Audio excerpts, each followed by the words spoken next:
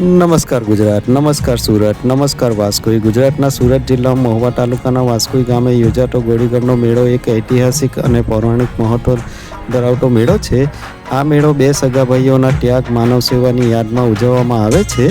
આ મેળાની શરૂઆત વાસ્કોઈ ગામમાં રહેતા બે ભાઈઓના સન્માનમાં થઈ હતી, જેઓ જડીબુટ્ટીઓ દ્વારા ગંભીર રોગોને મટાડવા માટે જાણીતા હતા. આ ભાઈઓએ જીવનભર લોકોની સેવા કરી અને બાદમાં હોળીના તહેવારોની આસપાસના સમયમાં રવિવારે સમાધિ લીધી હતી. જ્યાં તેમણે સમાધિ લીધી ત્યાં જ ગોળીગઢ બાપાનું મંદિરનું નિર્માણ કરવામાં આવ્યું છે. આ ભાઈઓના અવસાન પછી ગ્રામજનોએ તેમની યાદમાં પૂજા શરૂ કરી, જે સમય જતાં એક મોટા મેળામાં પરિવર્તિત થઈ હતી.